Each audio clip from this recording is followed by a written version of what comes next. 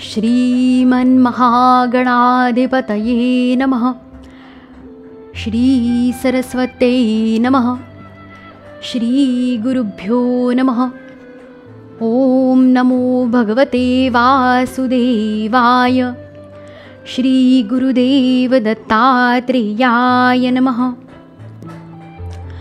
भूलोकसारं भुवनैकनाथं नाथादिनाथं नरलोकनाथं कृष्णावतारं करुणाकटाक्षं श्रीपादराजं शरणं प्रपद्ये। श्रीमद्भागवतमहापुराणे चतुर्थस्कन्धे अथ सप्तदशोऽध्यायः। पृथूंचे पृथ्वीवर रागावणे आणि पृथ्वीकडून त्यांची स्तुती। मैत्रेय म्हणतात, अशा प्रकारे जेव्हा बंदीजनांनी महाराज पृथूच्या गुणांचे आणि कर्मांचे वर्णन करून त्यांची प्रशंसा केली, तेव्हा त्यांनी सुद्धा त्यांचा आदर सत्कार करून व त्यांच्या मनाप्रमाणे त्यांना वस्तू देऊन संतुष्ट केले। त्यांनी ब्राह्मणादी 4 वर्ण, सेवक, मंत्री, पुरोहित, नगरवासी, देशवासी, भिन्न भिन्न व्यावसायिक तसेच आज्ञेचे पालन करणाऱ्या इतरांचा सुद्धा सत्कार केला। विदुराने विचारले, पृथ्वी तर अनेक रूपे धारण करू शकते, मग तिने गायीचेच रूप का धारण केले? आणि जेव्हा महाराज पृथूंनी तिचे दोहन केले तेव्हा वासरू कोण बनले आणि दोहनाचे पात्र कोणते होते? पृथ्वी स्वभावताच उंच सखल होती, तिला त्यांनी सपाट कसे केले? आणि इंद्राने त्यांचा यज्ञाचा घोडा का पळवून नेला? ब्रह्मज्ञानांमध्ये श्रेष्ठ भगवान सनतकुमारांकडून ज्ञान आणि विज्ञान प्राप्त करून घेऊन त्या राजर्षींना कोणती गती प्राप्त झाली? सर्वेश्वर भगवान श्रीकृष्णांनीच पृथुरूपाने अवतार घेतला होता, म्हणून पुण्यकीर्ती श्रीहरींचे त्या पृथु अवताराशी संबंधित जे काही आणखी पवित्र चरित्र असेल ते सर्व आपण मला सांगावे। मी आपला आणि श्रीकृष्णांचा प्रेमी भक्त आहे। सूत म्हणाले, जेव्हा विदुराने भगवान वासुदेवांची कथा सांगण्यासाठी अशी प्रेरणा दिली तेव्हा मैत्रेय प्रसन्न चित्ताने त्यांची प्रशंसा करीत सांगू लागले। मैत्रेय म्हणतात, विदुरा, ब्राह्मणांनी महाराज पृथूंना राज्याभिषेक करून त्यांना प्रजेचे रक्षक म्हणून जाहीर केले। त्या दिवसात पृथ्वी अन्नहीन झाली होती, म्हणून भुकेमुळे प्रजेची शरीरे अगदी सुकून किडकिडीत झाली होती। ती प्रजा आपले स्वामी पृथू यांच्याजवळ येऊन म्हणाली, राजन, ज्याप्रमाणे झाडाच्या ढोलीत धगधगणाऱ्या आगीमुळे ते झाड जळून जाते, त्याप्रमाणे आम्ही पोटात उसळलेल्या भुकेच्या आगीमुळे जळू लागलो आहोत। आपण शरणागताचे रक्षण करणारे आहात आणि आपल्यालाच आमचे अन्नदाते प्रभू म्हणून नेमले आहे, म्हणून आम्ही आज आपल्याला शरण आलो आहोत। आपण सर्वांचे रक्षण करणारे आहात, आपणच आमची उपजीविका चालविणारे स्वामी आहात, म्हणून राजराजेश्वरा, आम्हा क्षुधा पीडितांना अन्न देण्याची आपण ताबडतोब व्यवस्था करावी, नाहीतर अन्न मिळण्यापूर्वीच आमचा अंत होईल। मैत्रेय म्हणतात, हे कुरुवर, प्रजेचा करुण आक्रोश ऐकून महाराज पृथू पुष्कळ वेळेपर्यंत विचार करीत राहिले। शेवटी त्यांना अन्नाचा अभाव होण्याचे कारण समजले। पृथ्वीने स्वतःच अन्न आणि औषधी वनस्पती आपल्यात लपवून ठेवलेल्या आहेत असा आपल्या बुद्धीने निश्चय करून त्यांनी आपले धनुष्य उचलले आणि त्रिपुरविनाशक भगवान शंकरांप्रमाणे अत्यंत क्रुद्ध होऊन पृथ्वीला लक्ष्य करून धनुष्याला बाण जोडला। त्यांनी हातात शस्त्र घेतलेले पाहून पृथ्वीचा थरकाप झाला आणि जसे व्याधाने पाठलाग केल्यावर हरिण धावते त्याप्रमाणे ती घाबरून गायीचे रूप घेऊन पळू लागली। हे पाहून पृथूंचे डोळे रागाने लाल झाले। पृथ्वी जेथे जेथे गेली तेथे तेथे धनुष्यावर बाण चढवून त्यांनी तिचा पाठलाग केला। दिशा, उपदिशा, स्वर्ग, पृथ्वी आणि अंतरिक्षामध्ये जेथे जेथे ती धावत जाऊ लागली तेथे तेथे महाराज पृथू शस्त्र घेऊन आपल्या मागे येत आहेत असे तिला दिसले।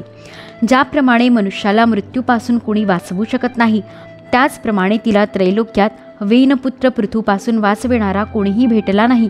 तेव्हा ती अत्यंत भयभीत झाली आणि दुःखी अंतःकरणाने मागे फिरली आणि महाभाग पृथूला म्हणू लागली, धर्म जाणणाऱ्या शरणागत वत्सल राजा, आपण सर्व प्राण्यांचे रक्षण करण्यात तत्पर आहात, आपण माझेही रक्षण करावे।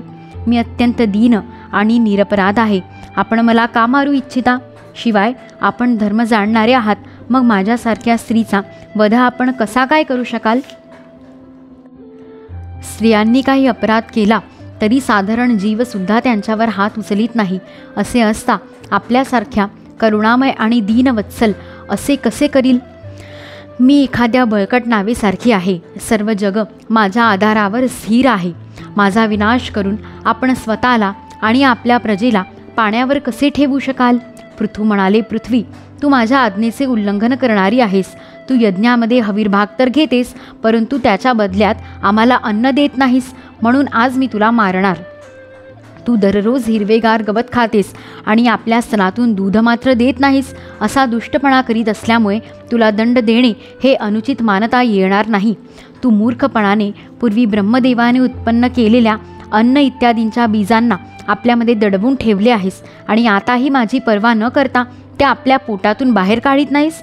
आता मी माझ्या बाणांनी तुला छिन्नविच्छिन्न करून तुझ्या चरबीने भुकेने व्याकुळ झालेल्या दुःखी प्रजाजनांचा करुण आक्रोश शांत करीन. जो दुष्ट फक्त आपलेच पोषण करणारा आणि इतर प्राण्यांच्या बाबतीत निर्दय असेल, तर तो पुरुष, स्त्री किंवा नपुंसक कोणीही असो, त्याला राजाने मारणे योग्य नाही. तू मोठी गर्विष्ठ आणि मदोन्मत्त झाली आहेस. यावेळी मायेनेच तू हे गायीचे रूप धारण केले आहेस. मी बाणांनी तुझे तुकडे तुकडे करून आपल्या योगबलाने प्रजेला धारण करीन. त्यावेळी महाराज पृथूंनी काळाप्रमाणे क्रुद्ध रूप धारण केले होते. त्यांचे हे शब्द ऐकून पृथ्वीचा थरकाप झाला आणि अत्यंत नम्रतेने हात जोडून ती म्हणाली. पृथ्वी म्हणाली, आपण साक्षात परमपुरुष आहात आणि आपल्या मायेने अनेक प्रकारची शरीरे धारण करून गुणमय असल्याने भासविता. वास्तविक आत्मानुभवाच्या द्वारा आपण अधिभूत, अध्यात्म आणि अधिदैवासंबंधी अभिमान आणि त्यातून उत्पन्न झालेल्या रागद्वेषादिकांपासून अलिप्त आहात. मी आपणास वारंवार नमस्कार करीत आहे. आपण संपूर्ण विश्वाचे निर्माते आहात. आपणच ही त्रिगुणात्मक सृष्टी रचली आहे आणि मला सर्व जीवांचे आश्रयस्थान बनविले आहे. आपण सर्वथा स्वतंत्र आहात. प्रभो, आपणच जर शस्त्र घेऊन मला मारण्यासाठी सज्ज झालात, तर मी आणखी कोणाला शरण जाऊ? कल्पाच्या आरंभी आपणच आपल्या आश्रयाने राहणाऱ्या अनिवर्चनीय मायेने या चराचर जगाची उत्पत्ती केली होती आणि त्या मायेच्या योगानेच आपण हिचे पालन करण्यासाठी तयार झाला आहात. आपण धर्मपरायण आहात. असे असता गायीचे रूप धारण केलेल्या मला कसे मारू इच्छिता? आपण एक असूनही मायेमुळे अनेक रूप आहात असे वाटते. आपण स्वतः ब्रह्मदेवाला उत्पन्न करून त्याच्याकडून विश्वाची निर्मिती केली आहे. आपण साक्षात सर्वेश्वर आहात. जितेंद्रिय नसलेले लोक आपल्या लीला कसे जाणू शकतील? त्यांची बुद्धी आपल्या न समजणाऱ्या मायेने मूढ झाली आहे. आपणच पंचमहाभूते, इंद्रिये, त्यांच्या अधिष्ठात्री देवता, बुद्धी आणि अहंकार रूप आपल्या शक्तींच्या द्वारा क्रमशः जगाची उत्पत्ती, स्थिती आणि संहार करीत आहात. वेगवेगळ्या कार्यांसाठी वेळोवेळी आपल्या शक्तींचा आविर्भाव तिरोभाव होतो.